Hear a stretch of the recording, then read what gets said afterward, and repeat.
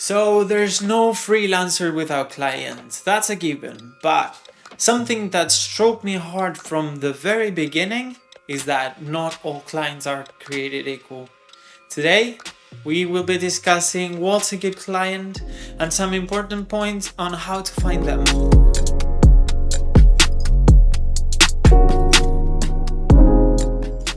To be able to find a good client, one has to know what it looks like, right? From my personal experience, these are the qualities that I value the most in a client. Starting with communication. I value people that will know how to communicate their ideas properly, even under tension or stress.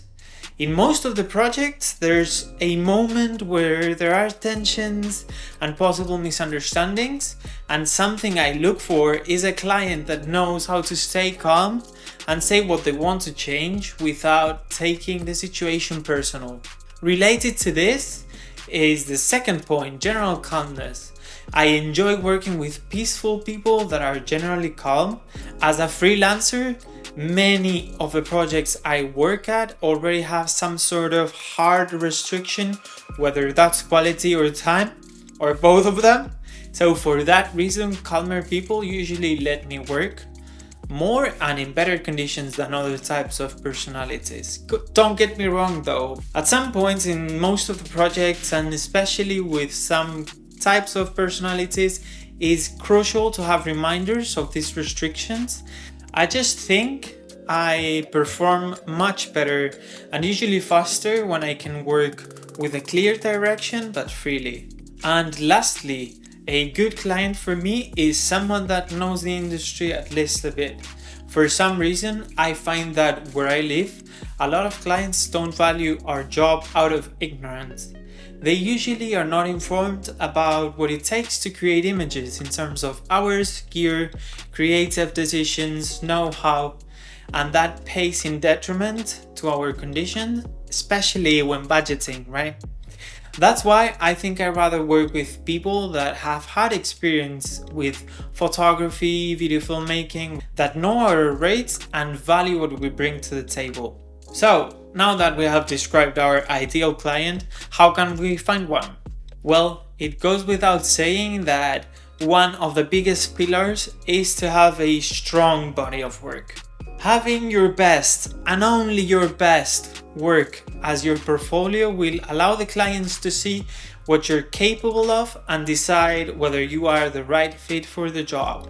Also, I would like to mention that portfolios are meant to showcase your work, talent, art, whatever you want to call it. And so having different portfolios in your preferred niches will help you be more selective and more targeted. Plus, we live in a very specialized world, which means that people sometimes get confused when they see too many genres showcased together. Moving on to the second point, networking. It's not just about what you know, but who you know. Building a strong network is crucial in this industry. Attend events, join online communities, and engage with fellow creatives, collaborate on projects, share your experiences, and don't be afraid to reach out to your potential clients because you never know. A strong network not only opens doors, but can also lead to valuable referrals. With time, your name will be heard, and if you have created work that your clients and yourself love, you have solved their problems professionally, and you've been efficient in your job, your brand will mean exactly that. People will get to you because they've heard and know that those are your core values, and you will have plenty of work. The opposite is true though. However, try to stay positive and efficient in your professional endeavors, and even if there are misunderstandings and projects don't end up too well, keep working on those core values. It is impossible to get it right with everybody. Plus, setting boundaries and conditions for yourself are worth much more than a bad review. As a freelancer, it's very easy to say yes to every opportunity that comes your way. However, understanding your limits is crucial for maintaining a healthy work-life balance and delivering your best work. Be clear about your scope. timelines, and pricing. Clients respect professionals who know their worth and value their time. Setting clear boundaries from the beginning will not only help you in the long run, but also the relationship with your clients, which can lead to a longer and more stable stream of work. Communication is key in any relationship, but I feel like professional relationships are especially mishandled many times, at least. This leads me to the fourth point. At some point in your freelance journey, you will have to say no, that's a given. Early in your career, it's tempting to take on every project to gain experience. However, as you grow, you will realize the importance of selective decision making. Learn to evaluate projects based on your interests, values, and the values they bring to your portfolio. Saying no can be a strategic move towards shaping your brand and attracting the right client. My advice is to, from the very beginning, recognize your ideal type of work and explore that niche as much as possible.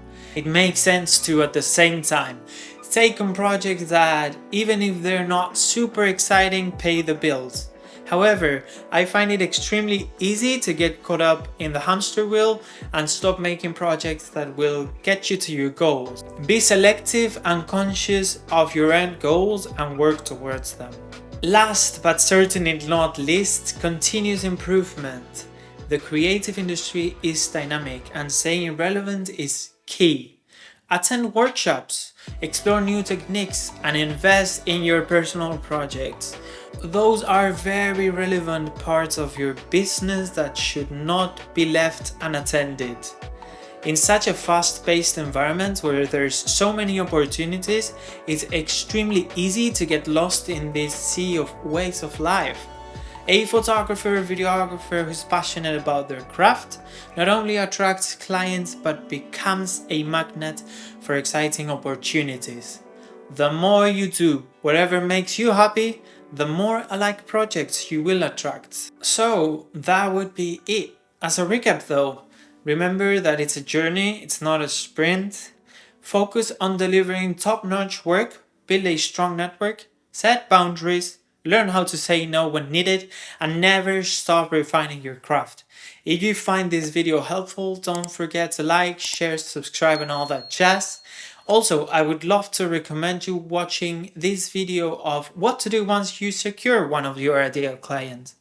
Thank you so much for watching, and I will see you next week.